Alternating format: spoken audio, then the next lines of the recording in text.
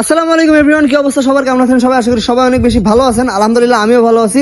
So right now আমরা এখন আছি হচ্ছে স্টেডিয়ামে। আর আজকের ভিডিওটা কি সম্পর্কে এটা তো আপনারা থাম্বনেল এবং টাইটেল দেখে বুঝে গেছেন অলরেডি। তো আজকে অনেকদিন পরে আমার বাইকটার নতুন লুক আপনারা দেখতে পাচ্ছেন। তো শীতের ঠিক শুরুর দিকে আমি বলছিলাম যে আমার বাইকের আমি কালারটা চেঞ্জ করব। তো চাইছিলাম কালার করতে, বাট সবকিছু মিলাই দেখলাম যে না, কালার করলে হচ্ছে না। তো স্টিকারটা চেঞ্জ করে ফেলছি। বাট স্টিকারটা দেখেন এমন ভাবে করা হয়েছে, স্টিকারটা কিন্তু বোঝা যাচ্ছে না যে স্টিকার করা হয়েছে, মনে হচ্ছে একেবারে কালার করা হয়েছে। তো এই স্টিকারটা আমি করছি কিন্তু হচ্ছে লিরিক্স মোটরস থেকে। এর আগের ভিডিওতে আপনারা অবশ্য দেখছেন যে আমি কোথা থেকে স্টিকার করছি, কিভাবে করছি। যদি আগের ভিডিওটা কেউ না দেখে থাকেন তাহলে ডিসক্রিপশন লিঙ্ক দিয়ে আছে, যে দেখে আসবেন। তো এখন দেখতে পাচ্ছেন যে কালারটা কিরকম হয়েছে, মানে স্টিকারটা কিরকম হয়েছে সবাই একটু কমেন্টে জানায়েন।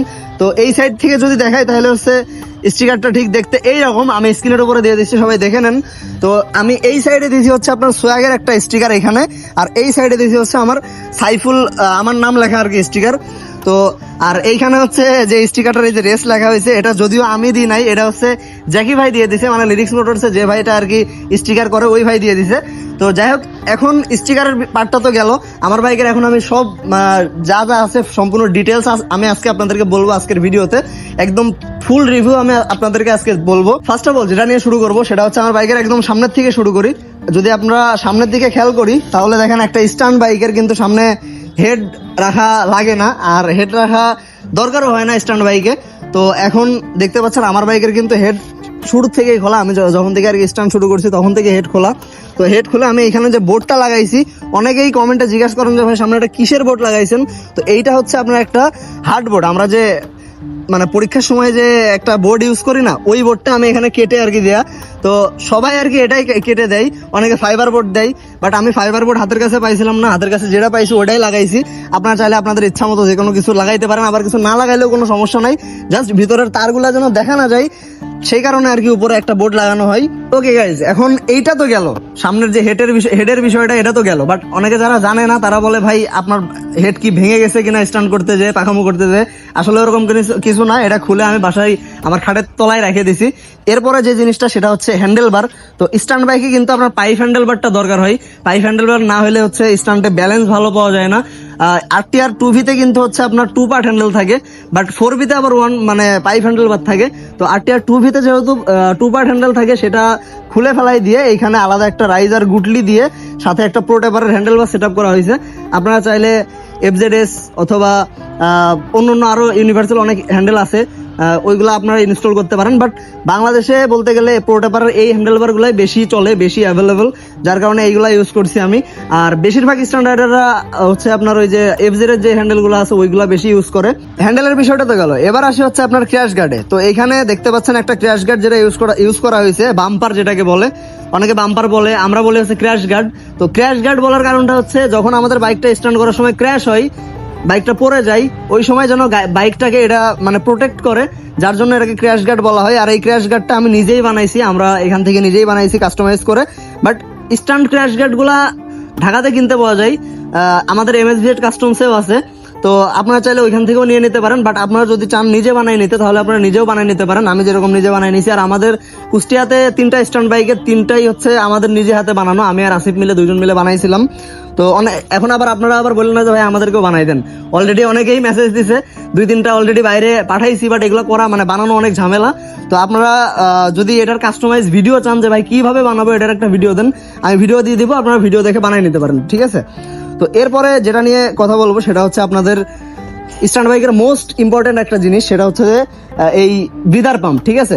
তো ব্রিদার পাম্পটা আমি হচ্ছে স্ক্রিনের উপরে দিয়ে দিচ্ছি, ওটা ভিতরে থাকে, এর ভিতরে সেট করা আছে, বাট পাইপগুলা বাইরে দেখা যাচ্ছে। তো ব্রিদার পাম্পের কাজটা আমি এখন আপনাদেরকে বলি। ব্রিদার পাম্পের কাজ হচ্ছে ইঞ্জিনের RTR এ মানে বিশেষ করে TVS এর বাইকগুলোতে যে সমস্যাগুলো হয়, RTR 2V 4V দুইটাতেই আপনার কার্বোরেটরের সাথে ইঞ্জিনের যে কানেকশনটা আছে, বাইকটা যখন আমাদের হুইলি অবস্থায় থাকে তখন হচ্ছে ইঞ্জিন অয়েল কার্বোরেটরে উঠে যায়। আবার ইঞ্জিন মনে করেন যে ওভারহিট হওয়ার কারণে, ইঞ্জিনের বাতাসটা ভালো মতো পাস না হওয়ার কারণে ইঞ্জিন ওভারহিট হয়ে অনেক সময় ইঞ্জিন বন্ধ হয়ে যায়। তো সেই ক্ষেত্রে আবার অনেক সময় পিক আপ ফলস মারে, পিক আপ মানে রেসপন্স দেয় কম। তো তো সেই ক্ষেত্রে RTR 2V 4V সবগুলাতেই ইভেন যে কোনো স্ট্যান্ড বাইকে ব্রিদার পাম্পটা ইউজ করা হয় এই কারণে যেন পিক আপটা অনেক স্মুথলি পারফরমেন্স করে। আর হচ্ছে আপনার RTR এ বিশেষ করে যে ইঞ্জিন অয়েলটা যেন এয়ার ফিল্টারে না উঠে যায়। আর ইঞ্জিন অয়েলটা এয়ার ফিল্টারে উঠে গেলে এয়ার ফিল্টারটা তো নষ্ট হবেই, সাথে যদি বেশি ইঞ্জিন অয়েল এয়ার ফিল্টারে চলে যায় সেক্ষেত্রে কিন্তু ইঞ্জিনটা সিজ করার সম্ভাবনা থাকে, ঠিক আছে। তো দ্যাটস ওয়াই RTR এ কিন্তু এই ব্রিদার পাম্পটা ইউজ করা মাস্ট, ঠিক আছে। যদি ব্রিদার পাম্প ইউজ না করে আপনারা কেউ হুইলি ট্রাই করেন তাহলে কিন্তু আস্তে আস্তে আপনাদের ইঞ্জিন অয়েলটা এয়ার ফিল্টারে যাইতে যাইতে একটা সময় ইঞ্জিন অয়েল শেষ হয়ে গেলে আপনার ইঞ্জিনও সিজ করবে, আবার কার্বোরেটরও নষ্ট হয়ে যাবে। তো এটা হচ্ছে আপনার ব্রিদার পাম্পের কাজ। আর ব্রিদার পাম্পটা আপনারা চাইলে MSVet কাস্টমস থেকে নিয়ে নিতে পারেন। আমাদের যে SK বাপ্পি ভাই আছে, বাপ্পি ভাইয়ের সাথে কন্ট্যাক্ট করলে আপনারা বাপ্পি ভাইয়ের কাছ থেকে আপনারা নিয়ে নিতে পারবেন। এরপরে আপনারা দেখতে পাচ্ছেন এই জায়গায় একটা ফুড প্যাক ইনস্টল করা হয়েছে। তো এই জিনিসটা আসলে স্টান্টের জন্য কাজে লাগে, বাট আমার এখন লাগে না, কজ আমার হ্যান্ড ব্রেক সেটআপটা নাই। যখন আমি হ্যান্ড ব্রেক সেটআপ দিব তখন 2 পা এটার উপরে দিয়ে হুইলি করতে পারবো। তো এটা আপনার স্ট্যান্ড বাইক পরে গেলেও প্রোটেক্ট করে, আপনার এই ব্যাক প্যানেলটা পরে গেলে প্রোটেক্ট করবে, এই সাইডগুলা মনে করেন যে প্রোটেক্ট করবে বাইকটা। বাট যখন আমার হ্যান্ড ব্রেক সেটআপ হবে তখন এইটার উপরে পা দিয়ে যখন আমি হুইলি মারবো তখন আর কি এই জিনিসটা দরকার হবে। এটাকে আপনার ফুট রেস বলে আর কি, ব্যাক ফুট রেস স্টান্টের জন্য। আর এরপরে আরেকটা যে জিনিসটা, আমার বাইক কিন্তু ছিল হচ্ছে আপনার সিঙ্গেল ডিস্ক, ঠিক আছে। বাট সিঙ্গেল ডিস্ক থেকে আমি হচ্ছে ডবল ডিস্ক করছি। তো ডবল ডিস্কের অনেকেই আমাকে জিজ্ঞেস করছেন, কমেন্টে একেবারে ভরপুর, ইনবক্সেও ভরপুর মানে মেসেজ আসছে যে ভাই আপনি কিভাবে ডবল ডিস্ক করছেন, কত টাকা খরচ হয়েছে, আমরা কিভাবে করব। তো এইটা যদি আমি বলতে যাই তাহলে এই ভিডিওর ডিউরেশনটা অনেক লং হয়ে যাবে। ওকে, তো আপনারা কমেন্টে জানান, আপনারা কমেন্ট করলে আমি হচ্ছে এর পরের ভিডিওতে আমার টোটাল এই ডবল ডিস্ক সেটআপের সম্পূর্ণ একটা ডিটেলস ভিডিও আমি পরে দিব, মানে পরের ভিডিওটা দিব। আর ওই পরের ভিডিওটা দেখে আপনারা চাইলে আপনাদের সিঙ্গেল ডিস্ক বাইকেও ডবল ডিস্ক সেটআপ করে নিতে পারবেন। তো এই আর কি বিষয়। আর স্ট্যান্ড বাইকে আর মনে করেন যে দেওয়ার মতো কিছু নাই। এই যে সিটটা আছে আর পিছনে হুইলি বারটা আছে, সিটটা এইভাবে মোটিভেশন করার কারণ হচ্ছে যখন আমরা হুইলি মারি তখন যেন আমাদের পশ্চাৎ দেশটা আর কি এর সাথে থেকে থাকে ভালো মতো, তাইলে আমরা এখানে ভালো মতো গ্রিপ পাবো এবং সিট থেকে পিছলায় আর কি পড়ে যাবো না, ঠিক আছে। আর হুইলি বারটা যে কি কাজে লাগে এটা আপনারা বলতে গেলে সবাই জানেন।